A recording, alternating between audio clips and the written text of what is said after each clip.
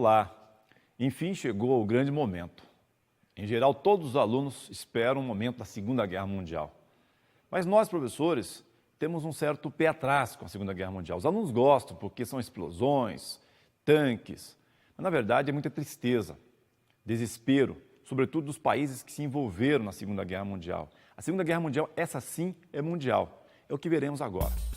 Eu acabei de comentar que a Segunda Guerra, essa sim, é mundial. Por quê? Porque a Primeira Guerra Mundial, ela envolve sim a maior parte dos países do mundo. No entanto, alguns países só participam diplomaticamente. É o caso do Brasil, por exemplo. Mas agora, na Segunda Guerra, aí sim, os países, todos os países do mundo estão envolvidos, direta ou indiretamente. Muito bem. Qual é a grande questão da Segunda Guerra Mundial? Lembra que nós comentamos já em aulas anteriores que existia a ideia do imperialismo? Ou seja, o que é esse imperialismo? Aquela ideia de que uma nação domina a outra, sob vários aspectos políticos, econômicos, culturais. Muito bem. Lembra que eu falei também que dois países saíram atrasados na corrida imperialista? Quais são? Você se lembra? Itália e Alemanha. Muito bem. A Alemanha, por ter saído atrasado, você se lembra, por acaso, por que saíram atrasados? Porque eles estavam se constituindo ainda uma nação em pleno século XIX, enquanto a maior parte dos outros países europeus, todos já eram uma nação. Muito bem, professor, me lembrei disso. Muito bem. O que acontece então? Adolf Hitler, vocês já viram também, ascende ao poder durante o processo dos totalitarismos.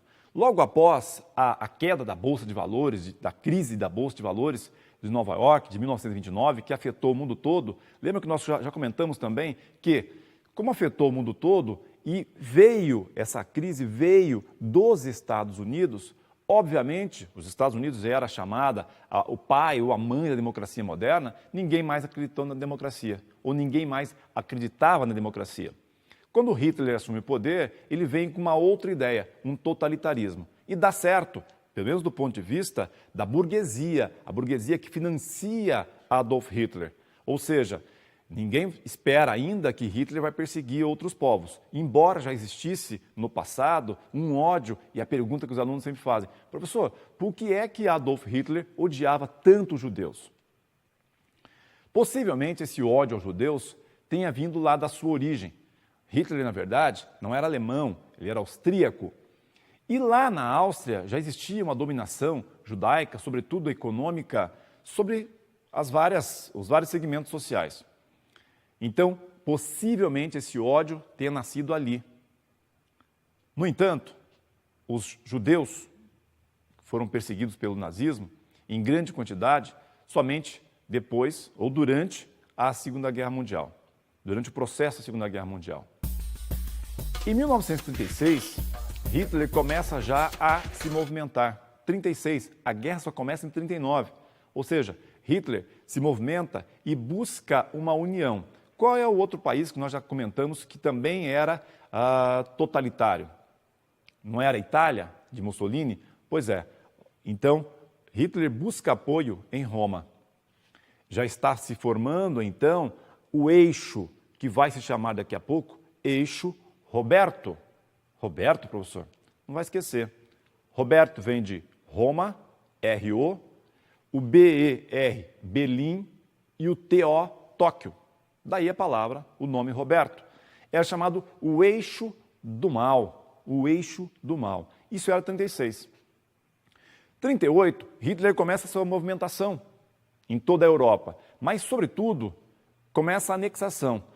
Hitler vai anexar a Áustria. Hitler já está na Alemanha e vai anexar a Áustria ao Império Alemão. Isso era 38, que começa então essa anexação. Hitler ainda reclama a região dos Sudetos. Professor, mas que região é essa? A região dos Sudetos está entre a fronteira da República Tcheca e a Polônia. Ali era a região que Hitler começa então a sua anexação, está reclamando dessa região. Por quê? Porque ali possivelmente, segundo a visão dele mesmo, existia ali uma grande quantidade de povos de origem alemã. Muito bem. Hitler também, aí está a grande questão, e aí começa a Segunda Guerra Mundial. Hitler invade a Polônia. Ao invadir a Polônia, Hitler dá o pontapé inicial ao início da Segunda Guerra Mundial. Isso era 1939. 1939. Os poloneses, de alguma forma, até resistiram. Porém, a resistência não era tão superior quanto o ataque maciço dos grupos nazistas. Ao invadir a Polônia, Hitler, de alguma forma, também toca no calo de países como, por exemplo, a Rússia. Nesse momento, a Inglaterra e a França declaram a guerra à Alemanha. Ou seja, de alguma forma, Inglaterra, ingleses e franceses começam a perceber que esse nazismo, que esses alemães, liderados por Hitler, têm como pretensão tomar grande parte da Europa. E aí vem um ponto importante.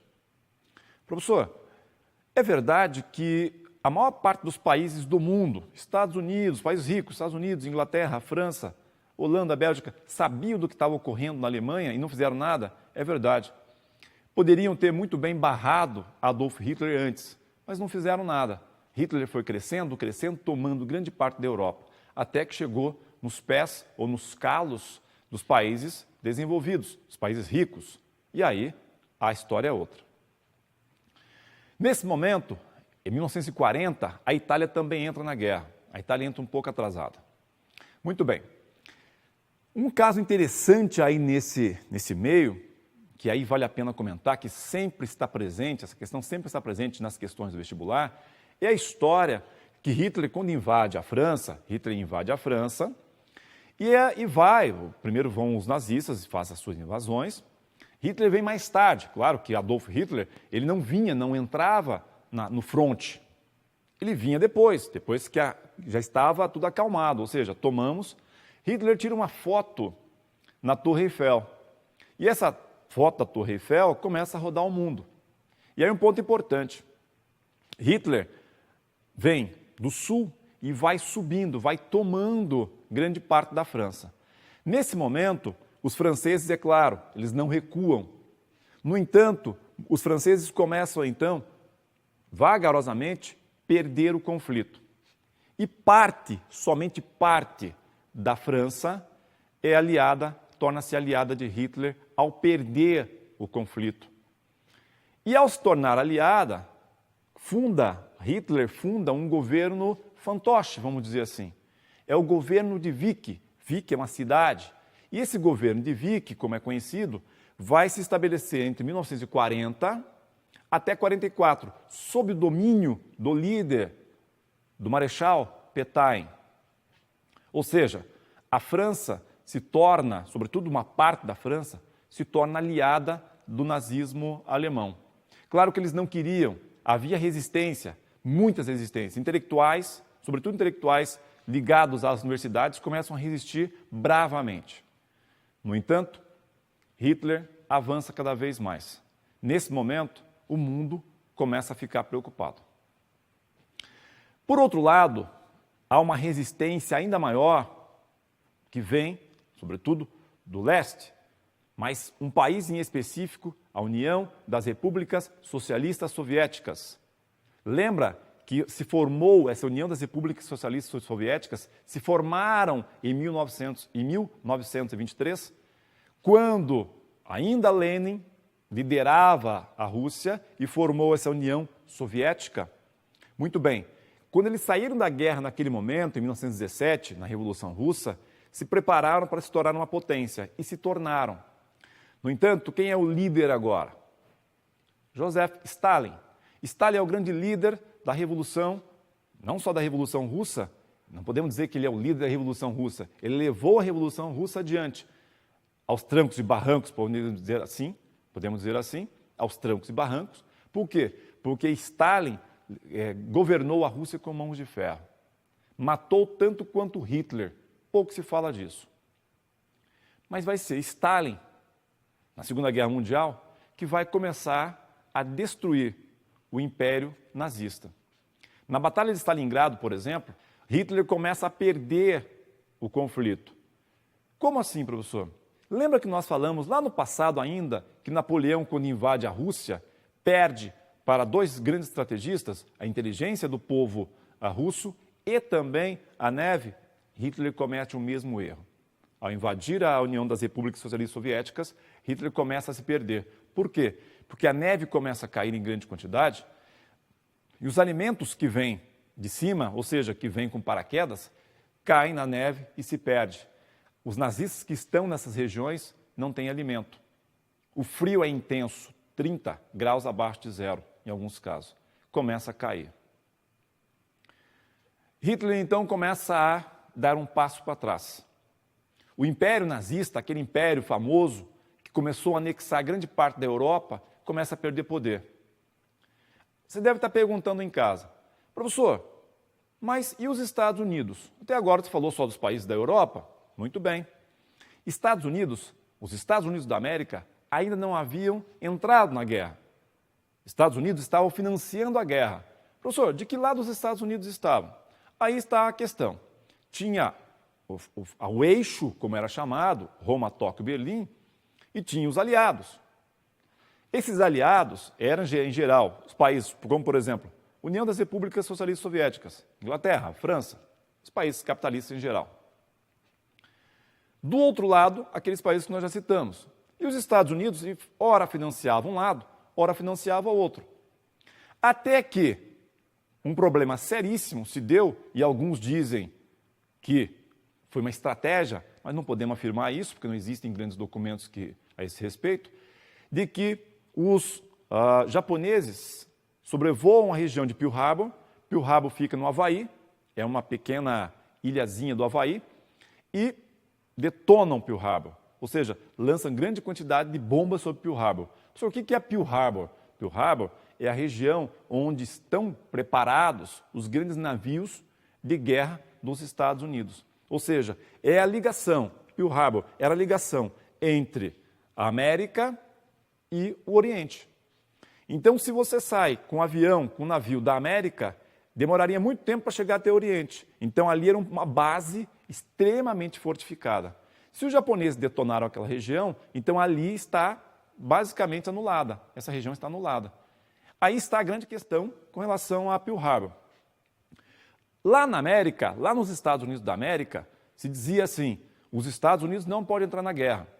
Isso era muito comum entre a população. Não vamos entrar na guerra, não vamos apoiar a guerra. No entanto, vocês sabem, a banda Legião Urbana já dizia, uma guerra sempre avança a tecnologia, mesmo sendo guerra santa, quente e morna ou fria. Ou seja, se gera empregos, a guerra gera empregos, os Estados Unidos começam a bater nessa tecla, sobretudo os grandes generais. E o presidente cede, o presidente entra na guerra, por quê? Porque um território seu foi bombardeado. Importante dizer, nunca na história de todos os Estados Unidos, na história, sobretudo a história recente, história moderna, contemporânea, os Estados Unidos foram bombardeados, a não ser quando as torres gêmeas foram bombardeadas, foram levadas à sua queda com os aviões que atacaram. Foi a primeira vez na história contemporânea dos Estados Unidos que eles foram atacados. Mesmo durante a Primeira Guerra Mundial, a Segunda Guerra Mundial, nunca levaram um tiro sequer em um vidro seu ou alguém morreu, algum civil tenha morrido dentro do seu território. Agora os Estados Unidos estão na guerra. Era 1941 e agora a guerra esquenta cada vez mais.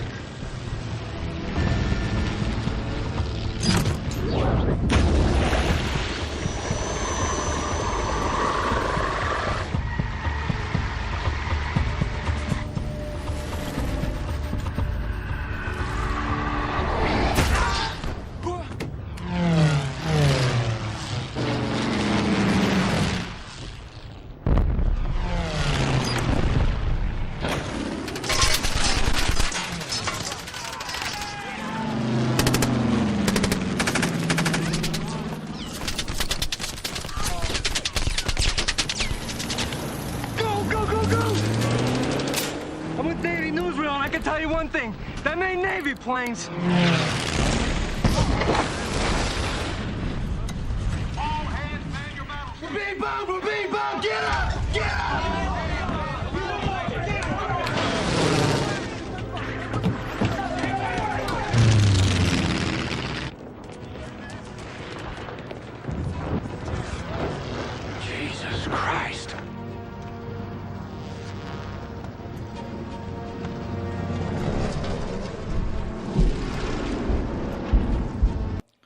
Viu as cenas? Cenas chocantes. Esse foi um momento grandioso dos japoneses. Eles invadiram o território, período da manhã, a maior parte dos soldados estavam dormindo, soldados estadunidenses estavam dormindo, e o ataque foi maciço. Nunca se viu um ataque tão poderoso dentro de uma história de uma guerra. Mais tarde, só um outro ataque, o famoso dia D, que seria tão poderoso. Vamos chegar no dia D. Professor, o senhor falou que o mundo inteiro estava envolvido nessa guerra.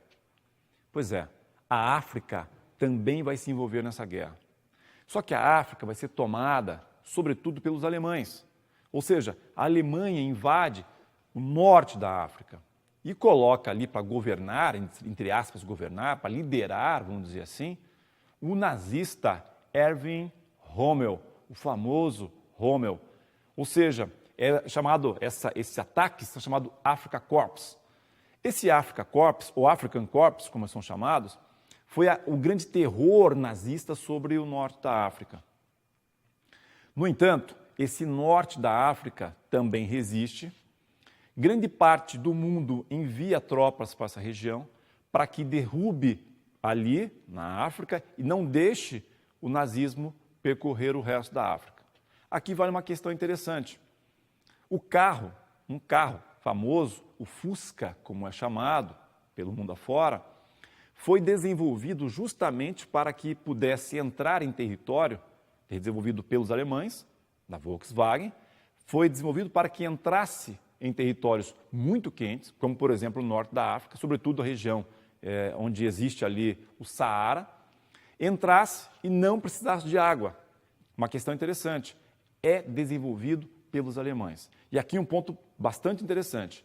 A BMW também desenvolve, não pode esquecer que ela também é a alemã, desenvolve tecnologia para os alemães. Nesse momento, basicamente toda a Alemanha, toda a Alemanha trabalha para o nazismo. Todas as grandes empresas alemãs, desde a Volkswagen à BMW, são obrigadas a desenvolver. Até mesmo o Papa Bento XVI teve que entrar nas fileiras nazistas. Ou seja, quem vivia na Alemanha durante esse período, de 39 a 45, em geral, se não entrasse nas fileiras nazistas, no exército nazista, não era considerado um bom cidadão e era, obviamente, perseguido. Hitler perseguia todos aqueles que não o consideravam. A grande questão da Segunda Guerra Mundial foi justamente quando inicia definitivamente a derrocada, a derrubada de Adolf Hitler. Ou seja, o exército nazista começa a perder território, não só de um lado do Oriente, mas também agora no Ocidente. Foi da união entre ingleses e estadunidenses que surge o famoso dia D, o dia 6 de julho de 1944. Não foi do nada que esse dia surgiu. Esse dia foi preparado com 3 anos de antecedência. Ou seja, 3 anos antes, o dia D foi preparado. O norte da França, região da Normandia, um território entre a Inglaterra, dividido por um canal, e a França. Os ingleses saem em massa ali da Inglaterra, juntamente com os Estados Unidos, para tentar então chegar à Normandia e invadir a Normandia, empurrando o exército nazista do norte para o sul, até que os aprisionasse por completo. Paraquedistas, grande quantidade também de carros preparados, carros anfíbios preparados para esse tipo de guerra, balões, aviões, foi assim em torno de 550 mil homens, como diz alguns historiadores, ou 500 mil homens, mais ou menos, só para tentar libertar a França. Pensou o tamanho disso? Quem lidera esse período, quem lidera esse conflito, esse pequeno conflito dentro de uma grande guerra, que é a Segunda Guerra Mundial, que foi a Segunda Guerra Mundial, foi o general Eisenhower. Na Operação Overlord. Operação Overlord. Ou seja, começa ali, Hitler começa a perceber, nós não somos mais a grande potência. Estados Unidos e Inglaterra em uma frente e na outra frente a União das Repúblicas Socialistas Soviéticas. Começa a pressionar Hitler. Nesse momento, começa a derrocada. Sobre isso, veja um fragmento do filme O Resgate do Soldado Ryan.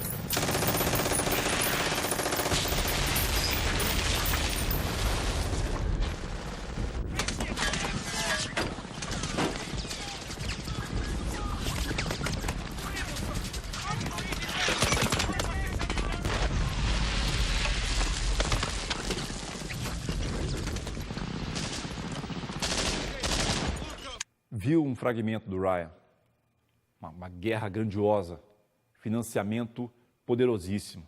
Uma guerra custa muito caro. Quando os alunos falam que gostam de estudar a Segunda Guerra Mundial ou as guerras mundiais, também gostamos. Mas não pode esquecer que isso tem preço, tem vidas envolvidas. Que não tenhamos mais guerra, pelo menos é isso que a gente espera. Como essa, principalmente.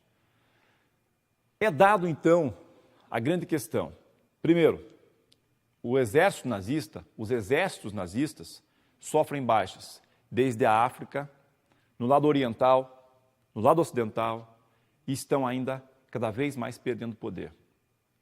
Nesse momento, Hitler começa a repensar as suas questões. E ao repensar as suas questões, Hitler, juntamente com o seu grupo, o seu grande grupo, pensadores, muitos pensadores, Hitler tinha um grupo ao redor dele. Talvez Hitler não fosse tão inteligente, mas inteligente era quem estava ao seu redor, que montava a estrutura do nazismo. E ao montar essa estrutura do nazismo, todos eles, a grande maioria deles, se uniram para discutir a guerra e perceberam, estamos acabados. A Alemanha é invadida. O Estado nazista começa a cair. E essa derrocada se dá com o suicídio de Adolf Hitler em 1945. Não só ele, como a grande maioria dos seus colegas se suicidam num bunker. E esse suicídio, muito discutido e falado em todo o mundo, segundo alguns dizem, não, Hitler não se suicidou, Hitler foi para alguma parte do mundo, inclusive dizem para o Brasil, outros dizem para a Argentina.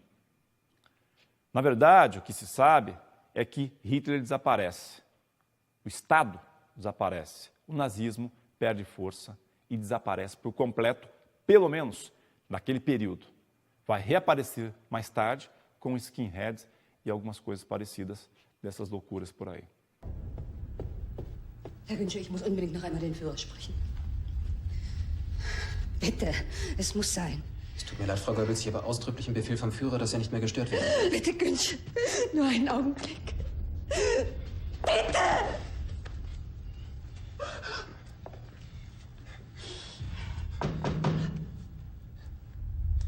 Mein Führer, Frau Goebbels ist hier.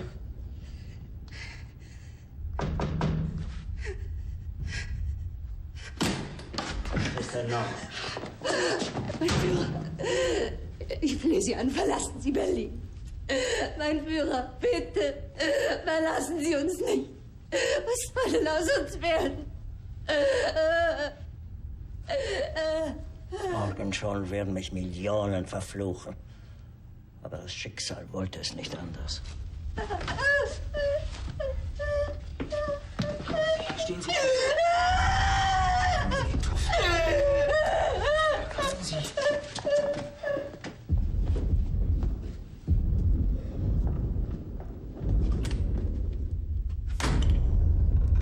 Tante Traudel, das ist lustig, wenn es so donnert. So? Wieso denn? Uns kann hier nichts passieren, oder? Stimmt.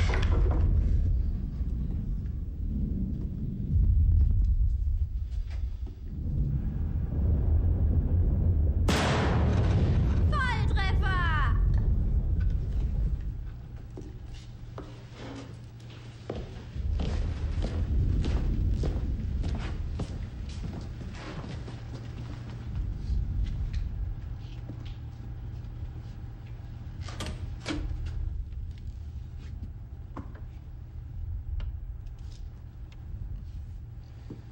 Herr Reichsleiter, was ist passiert?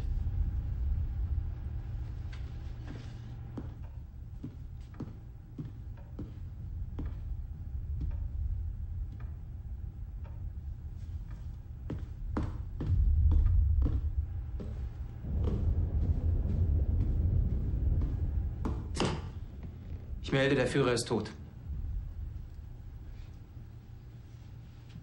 Esse filme que você acabou de ver, esse fragmento de filme, mostra um pouco daquilo que foi a realidade do nazismo. Ou seja, tinha mesmo que cometer o suicídio pelas grandes barbaridades que fizeram em torno do mundo. Mas a guerra não acabou.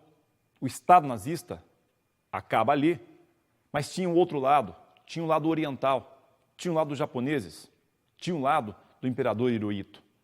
O que fazer com aquele lado? A resposta vem no dia 6 de agosto de 1945. Uma resposta trágica, uma resposta absurda feita pelo homem.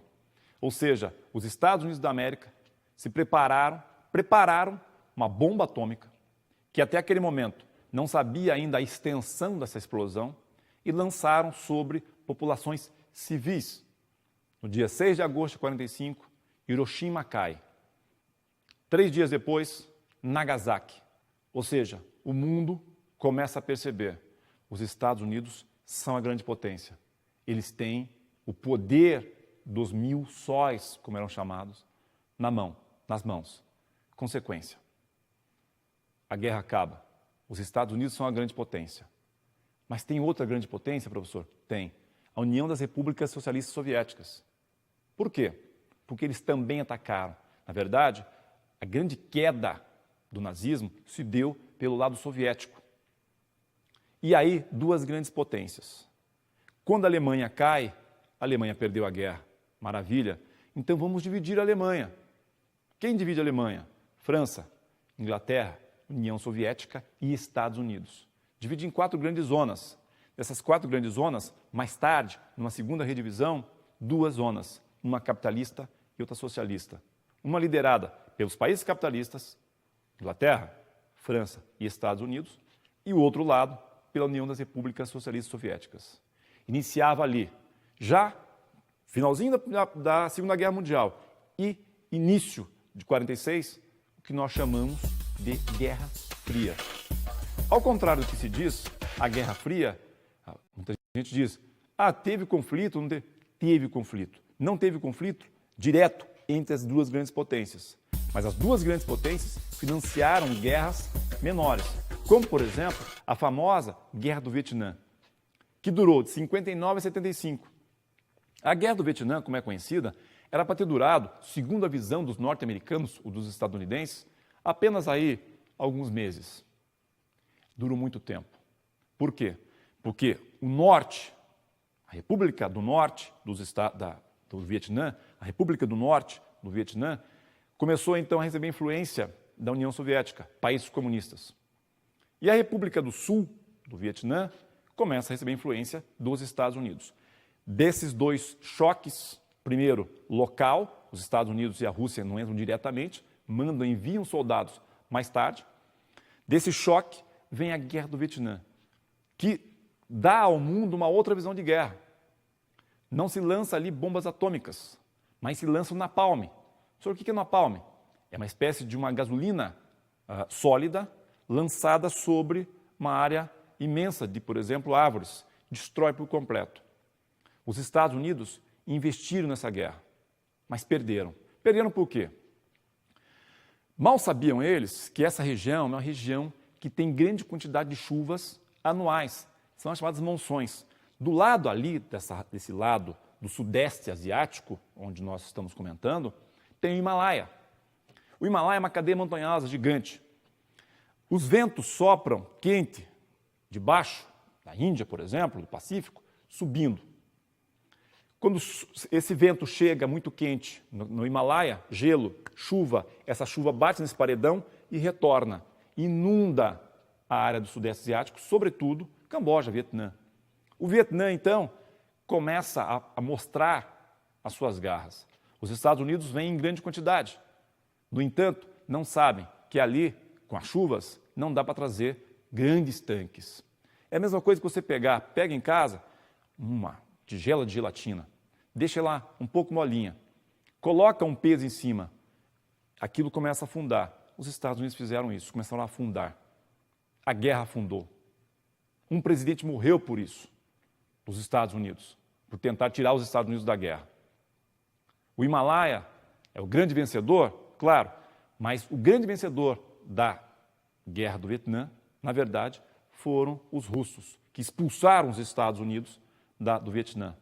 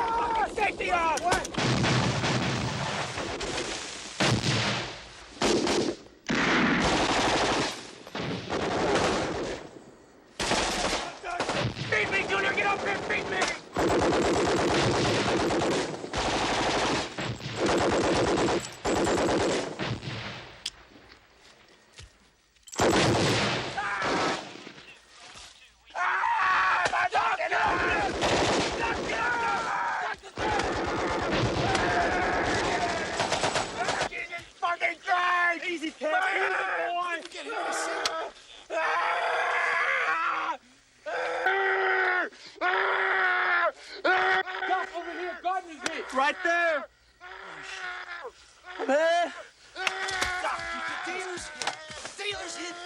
Viu aí um pequeno fragmento do filme Platoon, dirigido por Oliver Stone, que esteve na guerra e trouxe então as imagens da guerra para o mundo. Em 1976, enfim, é reunificado toda essa área que nós conhecemos aí pela do Vietnã. Ou seja, o Vietnã é reunificado. Sob quem comanda, professor? Os russos, os comunistas. E o Vietnã se torna comunista. Não podemos esquecer que de 50 a 53 ocorre uma guerra, a Guerra da Coreia, em que a Coreia é dividida em duas partes, chamado paralelo 38 graus, entre norte e sul, também entre comunistas e capitalistas. A grande questão foi em 59, quando aqui na América, América Central mais precisamente, um país chamado Cuba faz uma revolução, tirando o poderio dos Estados Unidos de Cuba, expulsando os norte-americanos ou estadunidenses, expulsando e impondo ali um novo pensamento, vamos dizer assim. Fidel Castro, Raul Castro e Ernesto Che Guevara fazem então o grande trio, tem mais, mas o grande trio que ficou conhecido no mundo e impõe o socialismo na ilha de Cuba. Os Estados Unidos não engolem isso, não engoliram isso durante toda a sua história. Enfim, fechando, a Guerra Fria. A Guerra Fria acaba quando, professor? Quando um presidente chamado Mikhail Gorbachev entra na Rússia, presidente da Rússia, da União das Repúblicas Socialistas Soviéticas, e destrói esse império por dentro, impondo ali a glasnost e a perestroika. O que é isso, professor? Muito simples. Era uma forma de política diferenciada e economia diferenciada. Ou seja, o socialismo já não era mais o mesmo. E essa glasnost e a perestroika destrói por completo esse período chamado Guerra Fria. Agora não tem mais duas grandes potências. Existem várias potências em todo o mundo. O breve século XX, como já dizia Érico Hobsbawm, finaliza com a queda do Muro de Berlim. Ou seja, a queda do Muro de Berlim foi a primeira construção na década de 60 desse muro, dividindo capitalistas e socialistas. Com a sua queda, com a sua derrubada, não existe mais dois mundos. Existe agora só o mundo capitalista.